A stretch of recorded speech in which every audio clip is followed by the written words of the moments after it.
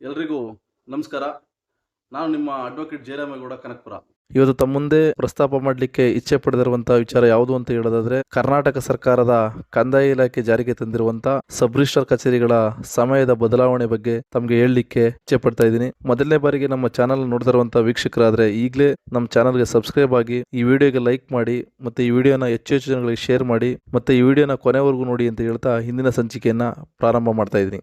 ಏನು ಕರ್ನಾಟಕ ಸರ್ಕಾರ ಜಾರಿಗೆ ತಂದಿರುವಂತ ನಿಯಮ ಏನು ಅಂತ ಹೇಳೋದಾದ್ರೆ, ಮುಂದಿನ ತಿಂಗಳು ಜೂನ್ 1ರಿಂದ ಕರ್ನಾಟಕದಲ್ಲಿ ಕೆಲಸವನ್ನು ನಿರ್ವಹಿಸುವಂತಹ ಎಲ್ಲಾ ಸಬ್ ರಿಜಿಸ್ಟ್ರಾರ್ ಕಚೇರಿಗಳು ಕೂಡ ರಜಾ ದಿನಗಳಲ್ಲೂ ಆಸ್ತಿ ನೋಂದಣಿ ಮಾಡಬಹುದು ಎಂಬುದರ ಬಗ್ಗೆ ನೋಟಿಫಿಕೇಶನ್ ಅನ್ನ ಸರ್ಕಾರ ಜಾರಿಗೆ ತಂದಿದೆ. ರಾಜ್ಯದಲ್ಲಿ ಆಸ್ತಿ ನೋಂದಣಿಯ ಕಾರ್ಯವ್ಯವಹಾರಗಳು ಇನ್ನು ಮುಂದೆ ಹೆಚ್ಚು ಸರಳವಾಗಿಲಿವೆ.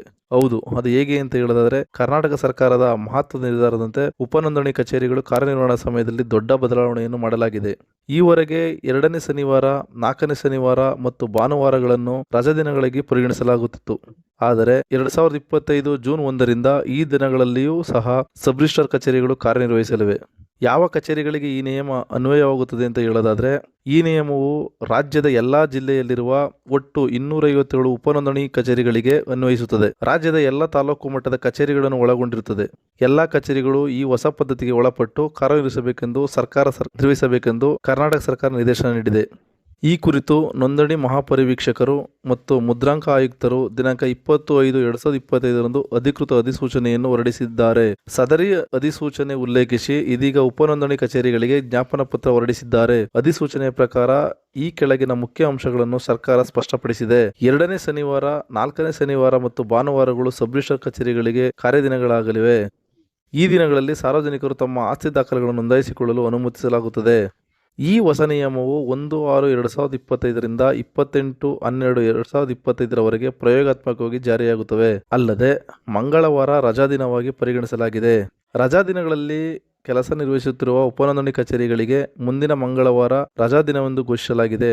ಉದಾಹರಣೆಗೆ, ಒಂದು ಕಚೇರಿ ಭಾನುವಾರ ಕಾರ್ಯನಿರ್ವಹಿಸಿದರೆ ಅದೇ ವಾರದ ಮಂಗಳವಾರ ಆ ಕಚೇರಿ ಮುಚ್ಚಿರುತ್ತದೆ. ಇದರಿಂದ ಸಿಬ್ಬಂದಿಗಳಿಗೆ ಸಮತೋಲನ ಕಾರ್ಯ ಸಮಯ ಸಿಗಲಿದೆ ಹಾಗೂ ಸಾರ್ವಜನಿಕರಿಗೂ ಕೆಲಸದ ಅಡಚಣೆ ಆಗುವುದಿಲ್ಲ. ಅಲ್ಲದೆ ಎನಿವೇರ್ ನೋಂದಣಿ ವ್ಯವಸ್ಥೆಯ ಸದುಪಯೋಗದ ಬಗ್ಗೆ ನಾವು ತಿಳ್ಕೊಳ್ಳೋದಾದ್ರೆ, ಈ ನಿಯಮದ ಪರಿಣಾಮವಾಗಿ ಎನಿವೇರ್ ನೋಂದಣಿ ವ್ಯವಸ್ಥೆ ಇನ್ನಷ್ಟು ಪರಿಣಾಮಕಾರಿಯಾಗಿ ಕಾರ್ಯನಿರ್ವಹಿಸಲಿದೆ. ಈ ವ್ಯವಸ್ಥೆಯಂತೆ ಜಿಲ್ಲೆಯಲ್ಲಿ ಕಾರ್ಯನಿರ್ವಹಿಸುತ್ತಿರುವ ಯಾವುದೇ ಉಪನೋಂದಣಿ ಕಚೇರಿಯಲ್ಲಿ ಜಿಲ್ಲೆಯೊಳಗಿನ ಯಾವುದೇ ಆಸ್ತಿ ನೋಂದಾಯಿಸಬಹುದಾಗಿದೆ. ಈ ಮೂಲಕ ಸಾರ್ವಜನಿಕರಿಗೆ ನಿರ್ಬಂಧ ಇಲ್ಲದೆ ಯಾವುದೇ ಹತ್ತಿರದ ಕಚೇರಿಯಲ್ಲಿ ಹಾಜರಾಗಿ ದಾಖಲೆ ನೋಂದಾಯಿಸುವ ಅನುಕೂಲವನ್ನು ಒದಗಿಸಲಾಗುತ್ತದೆ. ಈ ಹೊಸ ನಿಯಮದ ಪ್ರಯೋಜನಗಳ ಬಗ್ಗೆ ನಾವು ತಿಳ್ಕೊಳ್ಳೋದಾದ್ರೆ, ರಜಾ ದಿನದಲ್ಲಿಯೂ ಸಹ ನೋಂದಣಿ ಕಾರ್ಯ ಸಾಧ್ಯವಾಗುವುದರಿಂದ ಹೆಚ್ಚು ಜನರಿಗೆ ಅನುಕೂಲವಾಗಲಿದೆ. ಅತ್ಯವಶ್ಯಕ ಸೇವೆಗಳ ಲಭ್ಯತೆ, ಬೇಡಿಕೆ ಹೆಚ್ಚಿರುವ ದಿನಗಳಲ್ಲಿ ಸೇವೆ ನಿರ್ವಹಣೆಗೆ ಸುಗಮವಾಗುತ್ತದೆ. ಇತರ ಕಚೇರಿಗಳಲ್ಲಿ ಕೆಲಸದ ದಿನಗಳಲ್ಲಿ ಸಮಯ ಸಿಗದವರಿಗೆ ಶನಿವಾರ, ಭಾನುವಾರ ಸದಾವಕಾಶ ಸಿಗುತ್ತದೆ. ಇತರ ಕಚೇರಿ ಕೆಲಸದ ದಿನಗಳಲ್ಲಿ ಸಮಯ ಸಿಗದವರಿಗೆ ಶನಿವಾರ, ಭಾನುವಾರ ಸದಾವಕಾಶ ಸಿಗುತ್ತದೆ. ಈ ವ್ಯವಸ್ಥೆಯಿಂದ ಎನಿವೇರ್ ನೋಂದಣಿ ವ್ಯವಸ್ಥೆಗೆ ಹೆಚ್ಚಿನ ಬಲ ಸಿಗಲಿದೆ. ಕರ್ನಾಟಕ ಸರ್ಕಾರದ ಈ ಹೊಸ ಕ್ರಮವು ಸರಳವಾದ ಆಸ್ತಿ ನೋಂದಣಿಯತ್ತ ಒಂದು ಮಹತ್ವದ ಹೆಜ್ಜೆಯಾಗಿದ್ದು, ಸಾರ್ವಜನಿಕರಿಗೆ ಸುಲಭ ಹಾಗೂ ವೇಗದ ಸೇವೆಯನ್ನು ಒದಗಿಸಲು ಸಹಕಾರಿಯಾಗಿದೆ.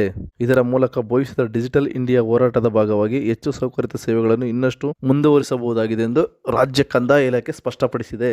ಇಲ್ಲಿವರೆಗೂ ಈ ವಿಡಿಯೋವನ್ನು ನೋಡಿದ್ರೆ ತಮಗೆ ಇಷ್ಟ ಆಗಿದೆ ಅಂತ ನಾನಾದರೂ ಭಾವಿಸಿದ್ದೀನಿ. ತಮ್ಗೆ ಇಷ್ಟ ಆಗಿರೋ ಈ ವಿಡಿಯೋಗೆ ಲೈಕ್ ಮಾಡಿ, ಈ ವಿಡಿಯೋನ ಹೆಚ್ಚು ಹೆಚ್ಚು ಸಾರ್ವಜನಿಕರಿಗೆ ಶೇರ್ ಮಾಡಿ ಅಂತ ಹೇಳ್ತಾ ಇಂದಿನ ಸಂಚಿಕೆಯನ್ನು ಮುಕ್ತಾಯ ಮಾಡ್ತೀನಿ. ಮುಂದಿನ ಸಂಚಿಕೆಯಲ್ಲಿ ಮತ್ತೊಂದು ಹೊಸ ವಿಷಯದೊಂದಿಗೆ ತಮ್ಮ ಮುಂದೆ ಬರ್ತೀನಿ ಅಂತ ಹೇಳ್ತಾ ಇಂದಿನ ಸಂಚಿಕೆಯನ್ನು ಮುಕ್ತಾಯ ಮಾಡ್ತೀನಿ. ಎಲ್ರಿಗೂ ನಮಸ್ಕಾರ.